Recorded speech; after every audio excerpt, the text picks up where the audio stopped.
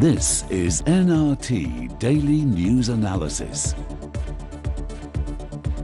سڵاوتانە بێ بەڕێزان، من چاسێن لە بەرنامەیەکی نوێی چاوتوێ سەبارەت بە پرسێکی گرنگ لەگەڵتان دەبم. ئایەکێتی نیشتیمانی کوردستان ڕای فەرمی چیە لەسەر پرسی سەرۆکایەتی هەرێمی کوردستان؟ ئایەکێتی نیشتیمانی کوردستان سوورە لەسەر هەڵوێستی خۆی بۆ سیستەمی پەرلەمانی؟ ئایا لەم ڕووداوانەی کە ئێستا لە هەرێمی کوردستاندا ڕوودەدات یەکێتی هەڵوێستی چییە؟ لەم بەرنامەدا سعدی ئەحمەد پیرە ئەندامی مەکتەبی سیاسی یەکێتی نیشتیمانی کوردستان لە شاری هەولێرەوە میوانمان دەبێت. سەرەتا کاک سعدی ئێوارەتان باش. ئێوە کوێکێتی نیشتیمانی کوردستان پاش ئەو ڕووداوانەی یاخود ئەو قەیرانانەی کە ئێستا لە هەرێمی کوردستاندایە ڕای فەرمیتان چییە؟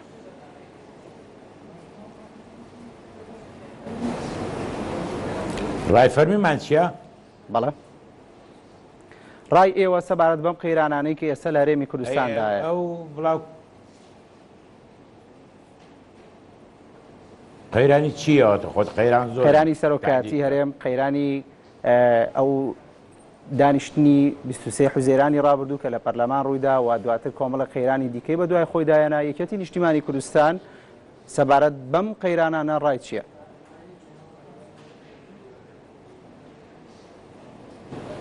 پرسیارەکەت زۆر وازح نییە، بەڵام بەعام من هەڵێم مەسەلەی بەڕێز سەرۆکی هەرێم و سەرۆکایەتی هەرێم مەسەلەیەکی یاساییە. ئەوە لە بەردەم فراکسیۆنەکانی ناو پەرلەمانە گفتوگۆی لەسەر دەکەن بۆ دۆزینەوەی ڕێگا چارەیەک. ئەوەی سەبارەت بە مۆزوعی خۆمان و لایەنە سیاسیەکانە لە کۆبنەوەکانی چڕ و پڕداین لەگەڵ هەموو لایەنە سیاسیەکان بە پارتیشەوە بۆ ئەوی ئەسڵی مەوزوع شەوەی حکومڕانی و چاکسازیەکانی کە پێویستە بکرێ بۆ قۆناغی ئایندە دەستکاری بکرێت. بەڵێ کاک سادی، وەگەزانی نزیکەی 20 ڕۆژی ماوادی سەرۆکایەتی هەرێمی کوردستان کۆتایی بێ و ئەو وادەیە وا دیاری کراوە کە وادەی سەرۆکایەتی هەرێم کۆتایی پێدێ. تەسەورەکەی تا ئەو وادەیە لایەنەکان چۆن پێک دێن؟ چۆن ئەگەنە ڕێکەوتن؟ من ئەزانمەوە ئەزانم، بەڵام سوالەکەی من بەقەدەر جوابەکەی تۆیە، جوابەکەی تۆ وا بەڵێ پرسیارەکەی منەوەیە پاش لە دوای ناگەم پرسیارەکەی منەوەیە لە دوای 19 ئاب چی ڕوەدات؟ ئایا لایەنەکان چۆن پێک دێن لەسەرەوەی پرسی سەرۆکایەتی هەرێم کۆتایی پێبێنن؟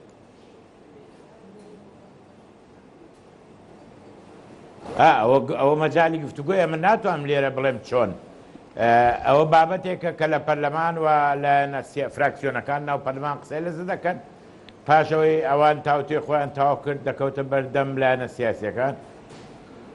کۆبنەوەی دوو قۆڵی سێ قۆڵی بگرە 5 قۆڵیشی لەسەر دەکرێت، بەڵکو زیاتریش بۆی کۆتایی پێبینی. بەڵام ئێستا چۆن کۆتایی پێدێ لە ڕاستیدا من نازانم ئەوە چیت پێ بڵێم، چونکە لە ناوەڕاستی گفتوگۆکانین و ناکرێ من نەتایجی گفتوگۆکان لێرە لە ڕێگای ئەم کەناڵەوە بە خەڵک بڵێم یان ڕای کە تا ئێستا پێنەگەیشتووە لە گفتوگۆکان بیڵێم. بەڵام ئێوە وەکو یەکێتی نیشتیمانی کوردستان زۆرێک لە لایەنەکانی هەرێمی کوردستانتان بینیوە و ڕای ئەوانیش دەزانن و زۆرێک لە میدیاش باسی لێوە کراوە. کەواتە پرسیارەکەی من لەو دەرەنجامەوە بووە، پاش بینینی لایەنەکان پێتان وایە پرسی سەرۆکایەتی هەرێم بە چ دەرئەنجامێکەگە؟ من ئەزانم تۆ چی هەڵەیە، بەڵام پرسیارەکەت ڕوون نیە. تۆ چاوەڕێی وەڵامێکی کە پێت بڵێم ئێمە ئێستا گفتوگۆی داین بۆ دۆزینەوەی چارەسەریەک کە نەدۆزرابێتەوە چی بە تۆ بڵێم؟ و من دوورم لەوەی کە من ئێستا گفتوگۆیەک کە نەگەیشتۆتە ئەنجام نەتیجەیەک بدۆزمەوە یا اختراعکەم بە جەنابەت بڵێم. بەڵام کاک سادی، ینی بەپێی ئەو وادەی کە دیاری کراوە مودەتێکی کەمە لە بەردەست لایەنەکان بۆی بگەنە ڕێکەوتن، ئەم پرسێکی زۆر گرنگە بۆ هەموو لایەنەکان و بۆ هاوڵاتیانی هەرێمی کوردستانیش. ینی گرنگ نییە کە بە ئەهمیێتەوە هەموو لایەنەکان خەمی ئەم پرسە بخۆن و کۆتایی پێبێت؟ پرسی چی؟ پرسی سەرۆکایەتی هەرێمی کوردستان. نا تۆ بە گرنگت گرتووە پرسێکی یاساییە شخصی نییە، ئەو پرسە لە ناو پەرلەمان گفتوگۆی لەسەر دەکرێت. تۆ بە تەمای چی لە من جێت لێبێت؟ تۆ گوێ لە نابێ ئەوەی کۆتۆ حەز لێ جێی لەبێت. بەتەمای هیچ نیم کاک سادی، پرسیارەکەی من لەسەرەوە بوو نۆزدەی مانگ کۆتایی پێەیە ئەمە بە شخصی نەماگرێت پرسیارەکەی تۆ زانم تێگەم کاکە تێگەم پرسیارەکەی تۆ بەڵام ئەمە بابەتێکە لە بەردەم فراکسیۆنەکانی پەرلەمان گفتوگۆی لەسەر دەکەن من ناتوانم پێش ئەوەی ئەوان گەیشتبنە ئەنجامێک نەتیجەیەک بە جەنابەت بدەم هەموو لایەنەکان باز لە سازانەکەن میلەتێک چاوەڕێ ئەوەیە کە سەرۆکەکەی بۆ یەکلایی بکرێتەوە ئایا لە ناو خەڵکەوە لە بژێدر یاخود لە ناو پەرلەمان خەڵک مافیەوەی نییە پرسیاریەوە کات ئەم چارەنووسی ئەم بابەتە بەکوێگات ئەوە نا مشکلەی خەڵک نییە ئێستا ئەو مەوزوعی کە لە ناو خەڵک هەڵبژێردرێ کۆتایی هات چونکە کۆمسیۆنی هەڵبژاردن وەڵامی سەرۆکایەتی هەرێم و حکوومەتشی دایەوە کە ئەوان ئەو کاتەی ماوە کافی نییە بۆ ئەوی بتوانن لە ناو خەڵک هەڵی بژێرن بۆیە ئەو مۆزوعە کۆتایی هاتووە و ئەم پرسا سەرۆکی هەرێم ناو خەڵگە لە ناو پەرلەمان پێم وایە بابەتێکە لە دەستوری ئایندەی هەرێمی کوردستان تەسبیت دەکرێت بۆ ئایندەی سەرۆکەکانی داهاتووی هەرێمی کوردستان پرسیاری گرنگی بەشێک لە لایەنگرانی یەکێتیش ئەوەیە کە ئێوە جارێکی ترسی حوزەیران دووبارە دەکەنەوە وەکو یەکێتی نیشتیمانی کوردستان چونکە یەکێتی نیشتیمانی تەنها نییە لە ناو پەرلەمان ئێستا بەڵکو ئێمە 5 لایەن کە لایەنی ئەساسین و لایەنی تریشێن ناو پەرلەمان ئەوە حزبەکانی ترە کەمایەتیەکانن یانی نەتەوەکانی ترن حزبی شوعیە بزوتنەوەیە سۆشیالیستە ئەمانە هەمووی ناو پەرلەمان من پێم وایە ئەو جارە بۆ یەکێتی زەحمەتە مەسەلەی دووبارەکردنەوەی بڕیاری ژمارە 9 ساڵی 2013 سی حوزەیران دەبێت بەوازحی وەڵامی ئەوم دەستکەوێت یەکێتی جارێکی تر سی حوزەیران دووبارە ناکاتەوە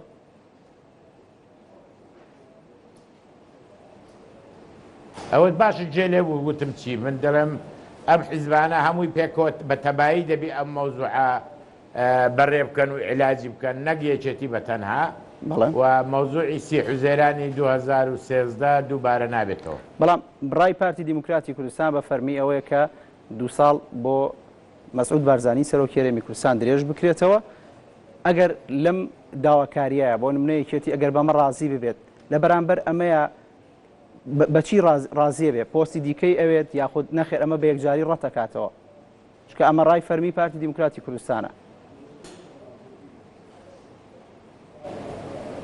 تێنەگەیشتم منە پرسیارەکەم ئەوەیە پارتی دیموکراتی کوردستان لە سەردانەکەی بۆ لای لایەنەکان بە فەرمی داوای کردووە کە یەکێک لە بژاردەکانی درێژکردنەوەی 2 ساڵی سەرۆکایەتی هەرێمی کوردستانە بۆ مەسعود بەرزانی و بە تەواوی دەسەڵاتەکانیەوە و ئێوە شەڵێن ئێمە مەڕەتەکەینەوە کاتە چۆنەگەنە ئەم ڕێکەوتن لەم بابەت هەیە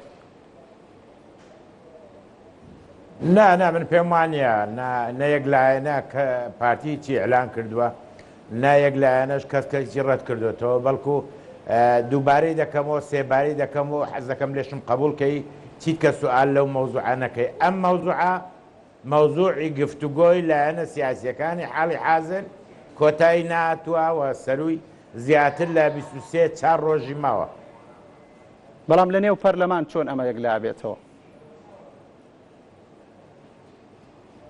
ناو پەرلەمان ئەم لژنەیە دانیشتون ئەو لژنەیە گفتوگۆ دەکەن فراکسیۆنەکان گفتوگۆ دەکەن و ئەوان پێشنیار دەکەن چەند پێشنیارێک دەکەن بۆ ئەوەی کار ئاسانی بکەن چکە ئەو مەوزوعێکی یاساییە لە ئەسڵدا کە مناقەشە دەکرێت وەکو مەوزوعێکی یاسایی مناقەشە دەکرێت نەکووە مەوزوعێکی بەتەنێ سیاسی و لایەنەکانی تری لە ڕووی سیاسی و پشتیوانی ئەو پێشنیارانەی لایەنەکان و فراکسیۆنەکانی ناو پەرلەمان دەکەن بەڵێ کاک سادی ئەگەر با بڵین ئەو بژاردانەی کە باسمان کرد ئێوە ڕەتتان کردەوە یەکێتی نیشتیمانی کوردستان چ بەدیلێکیە یاخود چ کاندیدێکیە بۆی کاندیدیکا بۆ پۆستی سەرۆکی هەرێمی کوردستان بەڵام پاش وچانێک وەڵامان بەرەوە بەڕێزان وچانێکی کورد وەرەگرین و دەگەڕێتەوە وڵاتە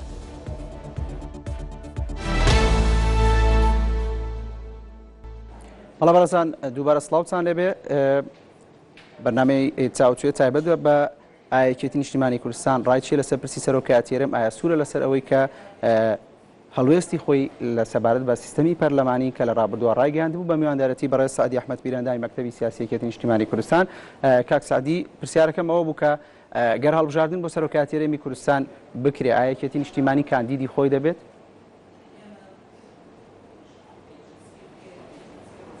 ئێمە تا ئەو لەحزەیە کە ئێمە دانیشتون و قساکەین ئێمە کاندیدمان نییە. لە نەتیجە چۆن دەبی من نازانم، بەڵام ئەوە مەوزوعی ئەساسی نیە. ئێمە دەبی لەسەر یاسای سەرۆکی هەرێمی کە دادێ ڕێککەوین. بەڵێ کاک سعدی، پارتی دیموکراتی کوردستان دەڵێت سازان لای ئەوانەوەیە کە مەسعود بارزانی 2 ساڵی داهاتووی بۆ درێژ کرێتەوە. سازان لای یەکێتی نیشتیمانی کوردستان چۆنە؟ ئێمە لەگەڵ پارتی دیموکراتی کوردستان لەسەر ئەو مەسەلەیە دانیشتوین. ئەوان تەرحی لەو بابەتیان هێشتا بەو شێوەیە نەکردووە، بەڵام هەر دەمەکدا بنیشین و گفتوگۆ لەسەر ئەو مەوزوعە بکەین، حتمما قسەی خۆمان دەکەین. بەڵێ لە نێوان ئەو ڕووداوانی کە لە ڕابردوو ڕوویدا و پاش دانیشتنی 23 حوزەیرانی پەرلەمان، یەکێتی و گۆڕان پێکەوە نزیکایەتیەکی هەیە. ئەم لێک نزیکبوونەوەی یەکێتی و گۆڕان تاکتیکە یاخود لێک نزیکبوونەوەیەکی استراتیژیە؟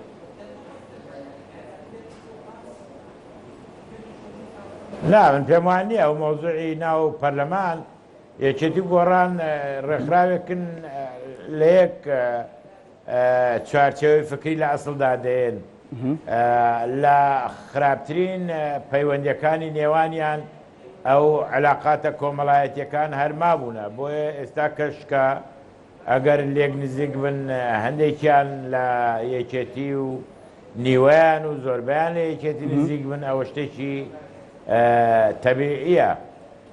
بەڵام من پێم وانییە ئێمە بتوانین تەقییمی وەزعی سیاسی لەسەر ئەوە بکەین کە لە ناو پەرلەمان چەند بارگریژی هەیە و چەند دۆستایەتی هەیە، بەڵکو ئەندامانی پەرلەمان بەگشتی لە هەموو فراکسیۆنەکان مەفروزە پێکەوە دابنیشن و فەزایەکی مناسب دروستکەن بۆی بتوانن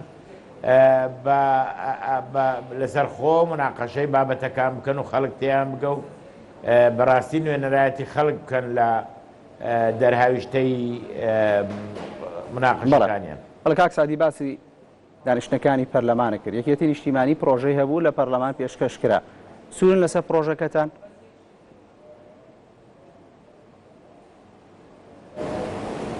تێنەگەیشت. قسارەکەمەوەیە ئێوە وەکو یەکێتی نیشتیمانی خاوەنی پرۆژە بوون و لە 23 حوزەیران یەکێتی پرۆژەکەی تەقدیم کرا و خوێندنەوەی یەکەمیشی بۆ کرا. یەکێتی تاوەکو ئێستا سوورە لەسەر ئەو پرۆژەی کە داوای سیستمی پەرلەمانی دەکات؟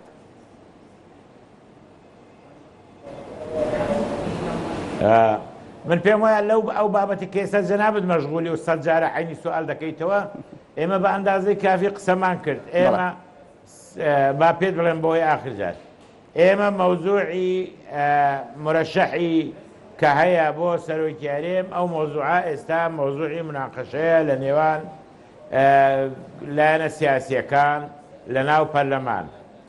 ئێمە وەکو یەکێتی نیشتیمانی بەتەنها 30 حوزەیرانی ساڵی 2013 تکرار ناکەینەوە، بەڵکو دەبی نەوعێک لە تەفاوم هەبی، نەوعێک لە دانوستاندن هەبی، یعنی دان وەستاندن و دابەشکردنەوەی دەسەڵاتەکان هەبی بۆ ئەوەی هەر لایە هەست بە غوبن و بە مەغدوری نەکا. سێ دەبی بە شێوەیە کار بکەین کە ئەمڕۆ هەرێمی کوردستان پێویستی بە یەکڕێزی هەیە، خەڵکەکە متمانەی بمینێ بەلایەنە سیاسیەکان و متمانەی بمینێ بە پەرلەمان و متمانەی بمینێ بە حکوومەت. بۆیە دەبی گفتوگۆکانمان لە ئاستی خواستی خەڵک بێ لەم قۆناغی کە هەستیارەی کە ئێستا پێیدا تێدەپەڕین. بەڵام ئەو قۆناغی کە باسێکی کاک سعدی ماوەیەکی زۆر کاتێکی زۆر کەمی ماوە، ینی تاوەکو ئێستا لایەنەکان هەر نەگەشتونەتە ڕێکەوتن. نانە کات زۆر مایە خۆ ڕێککەوتنانە لە ماوەی 24 سەعات دەکرێت. هێشتا ئێمە 20-24 سەعاتمان ماوە. ینی وەکەوەی کە لە 30 حوزەیرانە بە شەو ڕۆژێک ڕوویدا؟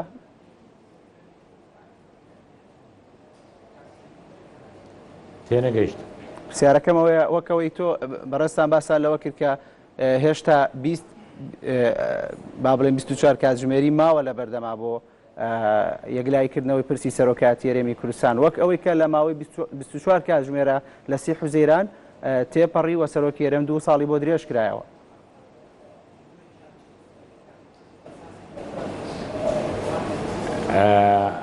تێناگەم سوالەکە بە تەحدید چییە، بەڵام بەدڵنیاییەوە تا مەوزوعی دەستور یەکەلا دەکرێتەوە وەزعی هەڵبژاردننی سەرۆکی هەرێم هەموو جارە کێشەی تێدەکەوێت، چونکە هەر جارە و پێویستی بە هەموارکردنی یاسا هەیە، بەڵام کە دەستورێکمان هەبوو ئەو کاتە پێم وایە ئاسانە، ئەو کاتە تۆ پێوەرێکت هەیە بۆی یاساکانت چۆن دەبێت. بەڵێ کاک سادی، پاش ئەو بابەتی لەسەر پرسی سەرۆکایەتی هەرێم و ڕای لایەنەکان هەستەکرێ لایەنەکان دوور کەوتونەتەوە لە یەک، ئەنی هەتا یەکێک لە ڕەخنەکانەوە بوو لە جەژندا لایەنەکان پیرۆزبایان لە یەکتری نەکرد.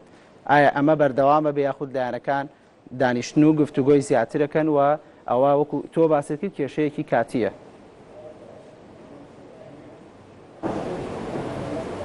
نا من تەسەور ناکەم مەوزوعی تۆ یان ئێمە دەبیت یا تەبەنی نظامێکی تەعەدودی دەکەین یا تەبەنی ناکەین. ئێمە هیچ لایەنێکمان ئینقلابمان نەکردووە تا ڕێگان نەدەین لایەنەکان تێ قسە بکەن، بەڵکو ئەوە نظامێکی تەعەدودیە و مەفهومی نظامی تەعەدودی ئەوەیە کە گفتوگۆ بکرێت تا هەر لایە و دەگاتە قەنەعات لەسەر شێوەیەک لە شێوەکانی چارەسەر ئیجماعێک دۆست دەبێت. ئەوە بۆ نەکراوە لە ئەسڵدا خەڵک ڕای ئەویتر قبول نەکە، بەڵکو من پێم وایە پەرلەمانی کوردستانیش وەکو پەرلەمانێکی زیندوی ئەم سەردەما جێگای ئەوەیە کە مناقەشەکان لەوێ بکرێت. بەڵام کاک سادی ئەو قسانەی ئەوەی کەن ینی وا هەستەکرێت کە هیچ کێشێک لە هەرێمی کوردستانان نییە. دەزانی کە لە ماوەی ڕابردوو کێشە هەبوو لە نێوان لایەنەکان، هەتا باسی کێشەی دوی دارایی کراوە، سەرۆکایەتی هەرێم بەیاننامەی لەسەر بڵاو کردەوە، ینی ئەوە ناهێنێت کە ئەمە جددیتر قسەی لەسەر بکرێت. نه کێشە نییە کاکە بیرروڕای جیاواز هەیە، من پێم وایە ئێوە فەرق ناکە لە نێوان بوونی بیرروڕای جیاواز و مناقەشاژی تند و کەمتر تند لەگەر هەبوونی کێشە و ئەزمە و فەزیحە. مجموعەیە کەناڵمان هەیە لەو هەرێمی کوردستانە ئەسم خۆی بە دوایی ئەوە دەگەڕێت کە پیشامدا ئای گەیگیرا کوژرا بڕا. ئێستا گەر هەندێک کەناڵی تەلەڤیزیۆن و هەندێک ڕۆژنامەیە بیکەیتەوە دەبی لەو دنیاە لەو منتیقەیە هەموو ڕۆژە خوێن ئەوەندە زۆر دەڕژێ سەرکان دەبا. خۆی دنیا وانییە ئەو لایەنانەی کە هەن لەسەر بە پێی تێڕوانین و جیهانبینی خۆیان جیاوازیان هەیە و ئەنجامی ئەو جیاوازیە گفتوگۆ دروست دەبێت لە نێوانیان. ئەو معناوە نییە کێشەیە خۆ هەر لایەک دەبی تەحمل بکە و جێ ڕابگرێت لەویتر. بەڵام کاک سادی ئەندامی مەکتەبی دوای ئێمە باسی یاسا دەکەین، خواگەر یاسا لەسەر خۆمان جێبەجێ نەکەین، چۆن لەسەر خەڵک توانین جێبەجێ بە یاسا سەرۆکایەتی هەرێم یەکلای یەکرێتەوە؟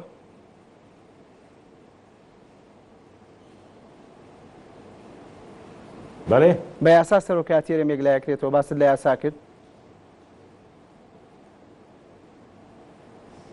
یانەگەیشت. بەڵێ کاک سادی مەبەست پرسیارەکەمەوە بوو ئێوە باست لە یاسا کرد، کاتە بە یاسا سەرۆکایەتی هەرێم یەکلای یەکرێتەوە یاخود بە تەوافقی نێوان لایەنەکان؟ من تێناگەم نا زۆر تێکەڵەکە هینەکەت. بەڵێ پرسیارەکەم ئەوە بوو کاک سادی، بە یاسا پرسی سەرۆکایەتی هەرێم یەکلایی ئەکرێتەوە یاخود بە تەوافق و ڕێکەوتنی نێوان لایەنەکان؟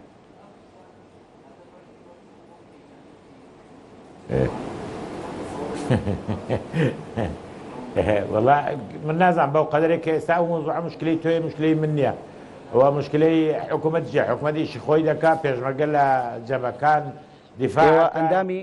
بەڵێ کاک سادی بەڵێ کاک سادی ئێوە ئەندامی مەکتەبی سیاسی حیزبێکن کە 18 کورسیتانەیە لە پەرلەمان و بەپێی یاساس مەسعود بارزانی سەرۆکی هەرێمی کوردستان مافی خۆکاندیدکردنەوەی نییە و بەشی زۆری ڕاوێژکارە یاسایەکانی ئەم وڵاتە باسەکەن. ینی من پێم سیر بوو کە پێکەنینی داد بەو پرسیارە. ئایا بە یاسایەک لای ئەکرێتەوە یاخود بەڕێکەوتنی نێوان لایەنەکان؟ ئەوە تۆ برای منە تۆ لە پەرلەمانی ئەوە گروپەکانی ناو پەرلەمان توان ناو قسەیە بکەن تو بۆ خۆت وەکو میدیاکارێک دەتوانی ڕێی بدەیت توانی قسە بکەیت بەڵام ئەوە تعبیر لە ڕێی لایەنە سیاسیەکان ناکە لایەنە سیاسیەکان لە ناو پەرلەمان بە پێی سیاقاتی پەرلەمانی مناقەشەی ئەوە دەکەن چێ حەقیە و چێ حەقی نییە چی یاساییە و چی یاسایی نییە و لەوێ ئەو مۆزوعانەیە کە کەواتە بە پێی سیاقی پەرلەمانی لە پەرلەمان سی حوزەیرانێکی تر چاوەڕێی هەرێمی کوردستانە؟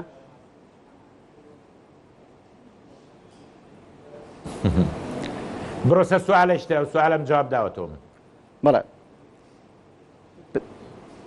ئەوەی کە پرسیاری گرنگی خەڵک بێ کاک سعدی لەم کاتەیەوەیە ئایا خەڵک چاوەڕێ ئەوە بێت سی حوزەیرانێکی تر چاوەڕێ بکە ڕووداتەوە؟ من ئەوەم جواب داوەتەوە ئەو پرسیاری تۆی خەڵک نییە بە نوێنەرایەتی خەڵک قسە مەکە تۆ بڕۆسە پرسیارێکتر من وەکو ڕۆژنامە نووسێک و وەکو ئەو پرسیارانەی لە پەیجی ئەنارتی هاتووە بەشی زۆری لایەنگرەکانی ئێوە پرسیاری ئەوەکەن چاوەڕوانی سی حوزەیرانێکی تربین پێویستە وەڵامی لایەنگرەکانی خۆتان بیتەوە. آخر ئەوان گیان لێ بۆ ئەوانەی کە سەیری ئێنارتیان کرد ئێستا گیان لێ بۆ من ئەم مەوزوعات 4 جارم تیکرار کردو ئەو جارش تیکراری دەکەمەوە نەخێر سی حوزەیرانێکی تر دووبارە نابێتەوە بە تەنەیەکێت نیشتیمانی ئەو بارە هەلگرێ بەڵکو پێویستە ئەو مۆزوع مناقەشە بکرێت مەخرەجێکی بۆ بدۆزرێتەوە و بە تەفاهمێکی کامل ئەو مۆزوع بەڕێ بکرێت جا کاندید هەرکیە چکە مۆزوعەکە مۆزوعێکی یاساییە دیسان پرسیارکەوە.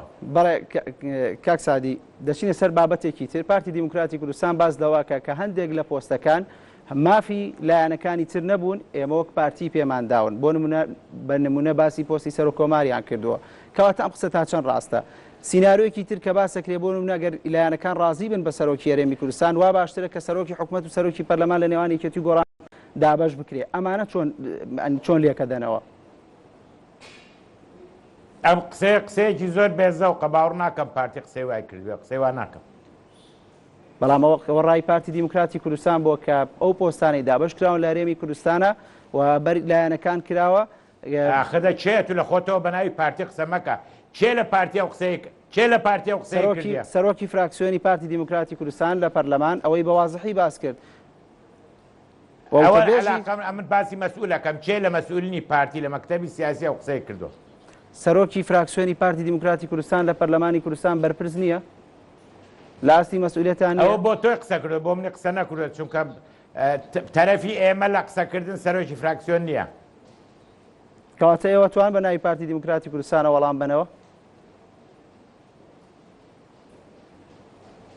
نان بابە نا تۆ بە دوای مشکلی خۆت دەگەڕێ ئێمە ئەوەی کە بۆم باس کردی لەمەڕ هینی سەرۆکایەتیارێم ئێمە ئیتیفاقیەکمانەیە لەو ئیتیفاقیەیە ئیتیفاقی استراتیژی ڕێککەوتوین کە چۆن حکوومەتێکی بنکە فراوان چۆن پۆستەکان دابەشەکەین کە پۆستەکان دابەش بۆ سەرۆکی هەرێمەیە جێگری سەرۆکی پەرلەمانی عێراقەیە سەرۆکی پەرلەمانی هەرێمی کوردستانەیە و پۆستانە لەو هەموو پۆستانە یەکێتی نیشتیمانی کوردستان 21 کورسی هەیە لە بەغدا و ڕاستە کاندیدی هەموو لایەکوە بەڵام بە نوقات لە کورسیەکانی یەکێتی نیشتیمانی 19 کورسی تەکلیف کردی و پۆستە. بەڵام پارتی دیموکراتی کوردستان ئەڵێت یەکێتی نیشتیمانی 5 وەزارەتی بەر ناکەوت بەڵکو ئەو وەزارەتانی کە بەریان کەوتووە بەشێکی لە پشکی خۆیان پێیاندراوە. ئەوە تۆ دەڵێ پارتی قسەی وای نەکردو.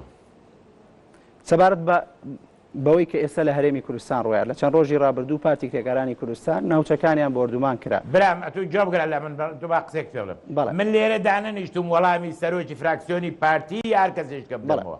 تۆ سوالێک لە من دەکەم من وەڵامی ئەوە دەمەوە ئەگەنا کۆتایی بە قسەکانمان دێنین. کاک سادی دەچینە سەر بابەتێکی تر کە لە ماوەی دوو ڕۆژی ڕابردوو پارتی کرێکارانی کوردستان بنکە و بارەگاکانیان بۆردومان کرا و یەکێتی نیشتیمانی کوردستان هاوپەیمانێکی نزیکی پەکەکەیە سەبارەت بەما ئێوە هەڵوێستان چییە و قسە و باسێکی زۆری لە نێو میدیاوە لە نێو ناوەندە جیانەکان لێکەوتەوە.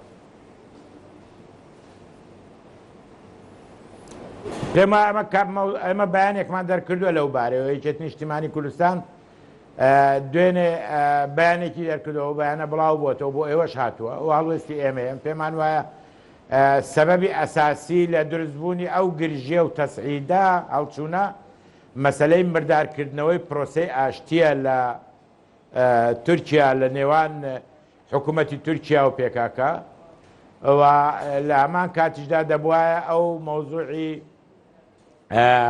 ئەنجامەکانی هەڵبژاردن لە تورکیا بە شێوەیەکی وەکو لایەنە هەموو لایەک وەکو دیموکرات ئەو ئەنجامانەی تەحمل بکردایە و ئەمە بەعکسەوە من پێم وایە هەڵبژاردننی ئەم جارە لە تورکیا و ئەنجامەکانی باشترین دەواازە بوو لەوەوە داخلی کۆتایی هاتن بە خوێنڕێشتن و شەڕی چەکداری بهێندرێ و ئەو بەرنمەیە کە دوو ڕۆژە جێبەجێ کراوە وەکو لە بەیاننامەکەی ئێمەدا هاتووە لەوە دەچێت بەرنمەیەکی لە مێژ نەخشە بۆ کێشراو بێ و هیوادارین کە ئەوە نەبێتە سەبەبی کۆتایی هێنان بە ئەو پرۆسە سیاسیی کە دەستی پێکردبوو چونکە ئەوە جێگای ئومێدی هەموو لایەک بوو و پێمان وابوو گەیشتنی بە ئەنجامی ئەو پرۆسەیە یەکێکە لەو ڕێگانەی یا لەو ڕێگانەی کە ئەکید لە ڕۆژهەڵاتی ناوەڕاست کۆتایی بە گرژی و یعنی مەسادری ئەرهاب نایەلی حاڵی حازر ئێمە بەو بەیاننامەیە خۆمان ئیکتیفا دەکەین بەڵام ئەکید لە بینی لایەنە سیاسیەکان لە داهاتوو لە چەند ڕۆژە گفتوگۆ دەکرێت ئەو کاتە و مۆزوعە بە شێوەیەکی دروست جا دەدرێتەوە و بەشێکی ئەو مۆزوعە پێم وایە دەبێت بەرپرسیارەتی حکوومەتی هەرێمە بەرپرسیارەتی سەرۆکاتی هەرێمە بەرپرسیارەتی وەزع معنیەکانە و هەر هەڵوێستێک بێ دەبێ هەموو لایەنە سیاسیەکانیش تێدا مشارەکە بکەن و پاش هەڵبژاردنەکانی تورکیا ئێوەتان گەشتبینین بە بارودۆخی کورد لە باکووری کوردستان ئایا ئێستاش هەمان ڕاتانەیە یاخود بارودۆخەکە پێچەوانە بووەتەوە؟ نا ئێستاش گەشتبینین لەبەرەوەی ئەگەر ئەوە بەردەوام بێ بەڕێز سەرۆک کۆماری تورکیا بەردەوام بێ سەرۆکی ئەنجومەنی وەزیرانی تورکیا بەردەوام بێ دەگەڕێتەوە مرەبعی یەکەم ئەو کاتە ناتوانێ ئەوە مزداقیەتی خۆشی لە بین دەبا وەکو نوێنەری نەتەوەیە گرتوەکان یا وەکو یەکێک لەو منبەرانەی لە ڕۆژهەڵاتی ناوەڕاست دەستکاری بکە تەدەخل بکە لە یەکەلاکردنەوەی کێشەکان و کۆتایی هێنان بەگرژەکان ئەو مزداقیەتەی نامینێ بەکو دەتە تەرەف لە شەڕێکی ناڕەوا و نەخوازراوە. ئەم بابەتی کە باسی کرد مەترسی هەیە لەسەر ڕۆژاوای کوردستان ئەوەی کە کورد بەدەستێناوە لە ڕۆژاوا لەدەست بچێت؟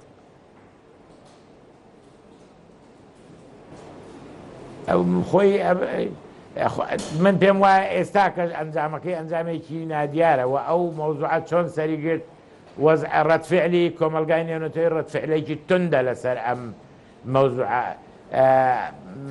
پێم وایە هەندێک لە بەرپرسانی تورکیا دەیانویست وەزعێکی شێلووی وا دروست بکەن بۆ ئەوی لەم ئاوی شێلووە مەلە بکەن بە ناوی شەڕی دژی ئێرهاب لە بیریان دەچێت کە پێکاکاش و پێیاداش لە ناو جەبهەی دژی ئێرهاب و دژی داعشن دەیانەوێت نەوعێک لە گەوجاندنی کۆمەلگای نێونەتەوەی و ڕایگشتی ممارەسە بکەن بۆ ئەوی چونکە ناتوانن ئەوە لە منتەلەقێکی شۆڤێنیە لە منتەلەقێکی تەسچی ناسیۆنال پەرستیە ڕەنگە کۆمەلگای نێونەتەوەی ئەوە قبوڵ نەکە. من خۆم دوور دەبینم بەوەی کە تەدەخولێکی مباشر بکەن لە ڕۆژاوە. کاک سادی پاش لێدانی بنکە و بارگەکانی پارتی کرێکارانی کوردستان ئەحمەد داودۆغڵۆ ئەوەی ڕاگەیان کە بە ئۆکەی و ڕەزامەندی سەرۆکی هەرێمی کوردستان لە بنکە و بارگاکانی پەکەکە دراوە. ئێوە کوێکێتی ڕاتان چیە لەسەرەوە کە لە ناو حکوومەتێکی بنکە فراوانن کە ئێوە بەشێکی سەرەکیتانێتیایە؟ پێم وایە ئەکەیت سەرۆکی هەرێم لەگەڵ لایەنە سیاسەکاندا نیشێ ئەویان بۆ ڕوون دەکاتەوە چونکە ئەوە ئەحمەد داودۆغڵۆ توێتی کەسێککە نەیوتوە ئەوە ڕوون دەکاتەوە. بەڵام لە نێو بەیاننامەی سەرۆکاتی هەرێمی کوردستان و سەرۆکی حکوومەت بە هیچ شێوەک ئیدانەی بۆردومانەکان نەکراوە، یعنی تەنانەت وای لێ هاتووە نووری مالیکی ئیدانەیەکاوە داوای ڕاگررتنی بۆردومانی هەرێمی کوردستانەکەوە داوای پاراستنی سنووری عراقەکە.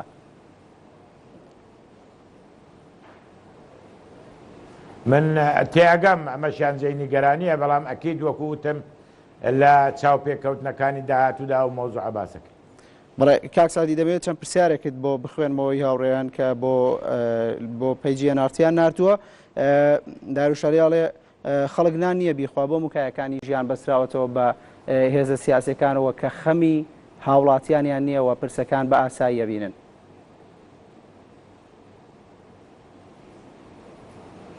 من نابینم چۆن ئەوە مۆزوعی سیاست و ڕۆژانەی سیاست لەسەر ئارز فەرقی لەگەڵ تەماشاچی تۆ دەبی لەگەڵ و لە دژەکان فاکتەرەکان هەمووی لێک دەیتەوە و ئێمە من پێم وایە ئەوڕۆ مەوزوعەکانی کە بەتایبەتی ئەوەی پەیوەندی بە خزمەت گوزاریە خەمی لێ دەخورێ خۆ لە قازانجی هاوڵاتیە لە قازانی شێ. کاک سادی بڕیار عەلیاڵێت مەسعود بارزانی سەرۆکی هەرێمی کوردستان خۆی بێزی نایە باسی پۆستی سەرۆکایەتی هەرێمی کوردستان بکە ئەوە لایەنەکان خەمیانە کە جێگەکەی بۆ دیاری بکەنەوە بێتەوە بە سەرۆکی هەرێم. بێزیدا بێزینایەوە چەمکێکی عەشایری کۆنە لە سیاست بێزاتن و بێزنهاتن نییە. لە سیاست یاسا هەیە، دەستور هەیە، بڕیار هەیە. بۆیە من پێم وایە مەسەلەی بێزدیە بێزینای مەوزوعێک نییە کە لە بازاڕی سیاسی معاملەی پێ بکە. عومەر عەلیاڵێت ئایا بەڕەسمی بە فەرمی مەسعود بارزانی سەرۆکی هەرێمی کوردستان داوای کردووە کە 2 ساڵەکەی بۆ درێژ بکرێتەوە؟ من نەمدیوە، من شتێوام نەدیوە.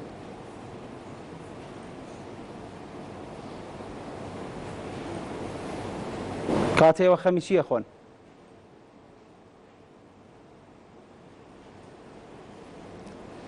من نیم تۆ خەمە خۆی من هیچ خەمم نییە. ئێوە 18 کورسیتانەیە لە نێو پەرلەمان و بەدەنگی هاوڵاتیان چوونە تاوێک بابەتێکی وا گرنگ بە خەمی هاوڵاتیان نازانن؟ ئاخە تۆ خۆت دەرێ خەمی چییە خۆن؟ من خەمم نییە خەمی تۆ ئەوە خەمی تۆ وەکو جارش کەش پێت دەڵێمە تۆ نوێنەری هاوڵاتیان نی. ئێمە بە ئەندازەی کافی لە خزمەت هاوڵاتیانین، بە ئەندازەی کافی لە خەبات دەکەین لە پێناوی خۆشکردنی گوزەرانیان. ئەگەر وەڵامەکانین بەدڵی جەنابەت نییە پێویست ناکە بەرز قسە بکەین. کاک سادی من پرسیارەکانم ئەو پرسیارانە بوون کە بۆ پیجە نارتی نێدراون. ئێمە ناتوانین ڕێی خۆمان بە ڕێی هاوڵاتیان بزانین، بەڵام ئێوە هاوڵاتیانی هەرێمی کوردستان دەنگی بێتاون و دەنگەکانی ئەوان وای کردووە کە ئێوە بە ئاست و بەرپرسیارەتی و پۆستانە. بەڵێ ئەمە ئەوە جارێکی تریش جارێ تریش لە ئەنجامی بە خەباتی ڕۆژانەی خۆمان و بە دەست و بازووی کادیرە ماندوونە ناسەکانمان لە حکوومەت و لە دام و دەستگاکانی تر کار دەکەین لە پێناوی ئەوەی کە متمانەی جەماوەر بە زیادەوە بەرەو لای خۆمان بکێشت. بەڵام ئەوەی کە پرسیارە ئیمادە حەماڵێت ئەی قەیرانەکانی خەڵک چارەسەرەکەن ئەم کابینە نامراوە کابینەی چل قەیران.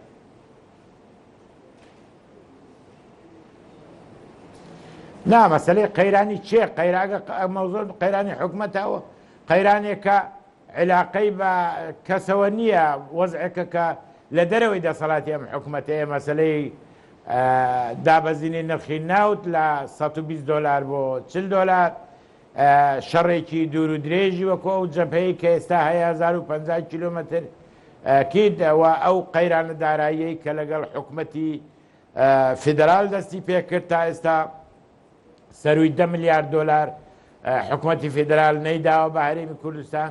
ئەمانە هەمووی مەوزوعێکن کە دەتوانم بڵێم سەبەبن لەوەی کە هەندێک مەشاکل ئەم حکوومەتی ئێمە هەیە. بەڵێ کاک سادی دەبێ بچمەوە سەر با و بابەتەی کە لە سەرەتای بەرنامەکەەوە تووڕەبووی لەسەری. هێمنەورامی لە ئەمریکاوە ڕایگەیاند کە پۆستی سەرۆکی هەرێمی کوردستان بەرامبەرە بە پۆستی سەرۆک کۆماری عێراق.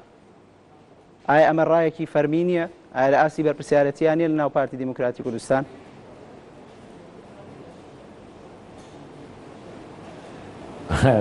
کۆڵادەیە من تێنەگەیشتم لە سوالەکەی تو. پرسیارەکەمەوە بوو ئێمە نەورامی کە لە ئەمریکا بوو بە ئاشکرا بە میدیاکانی وت کە ڕای فەرمی پارتی دیموکراتی کوردستان ئەوەیە کە پۆستی سەرۆکی هەرێمی کوردستان بەرامبەرە بە پۆستی سەرۆک کۆماری عێراق. ئایا ئەمە ڕایەکی فەرمی نیە لە نێو پارتی دیموکراتی کوردستان؟ تو پێش دەمێ گوتت برادێکی پارتی دەڵێ ئەوە حەقیەکێتی نەبوو ئێمە خۆمان داوەدە ئێستا دەرێ ئەوە لە ئەمان هەمی ڕای ئەوانە ئێمە لە خۆمانە ناتوانین بە ناوی کەسەوە ڕای کەس بڵێن. کاک سادی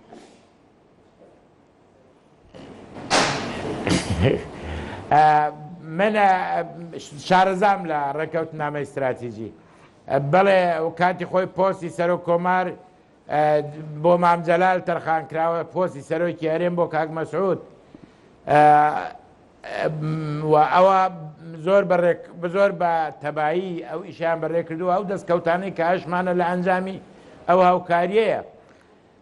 ئەوەی ئێستا کە پۆستی سەرۆکی کۆمار لە بەغدا ڕاستە کاندیدی هەموو لایەنە سیاسیەکان بووە، بەڵام ئەگە لە بیرت بێ پۆستەکانی بەغدا ئەدران بەلایەنێک لە ئەنجامی بەخاڵ، یعنی بۆ پۆستی سەرۆکی کۆمار پێویست بە 14 خاڵ هەبوو، هەر خاڵە یەک کۆمە نازانم چەند کورسی بوو،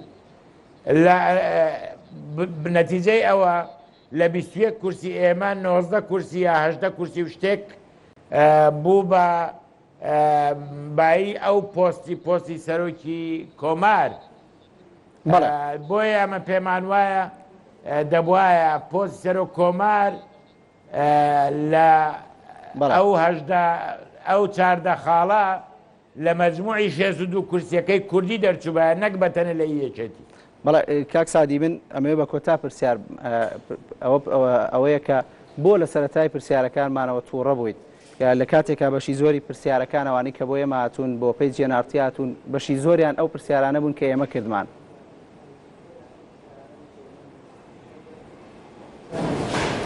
تێنەگەیشتم نە پرسیارەکەمەوە بوو لە سەرەتای بەرنامەکەەوە لە پرسیارەکانمان تووڕە بوویت، ینی کاردانەوە دەبوو ئێمە هەموو ئەو پرسیارانی کە کردمان بەشی زۆری ئەو پرسیارانە بوو کە بۆ پێی جێنارتی هاتبوو.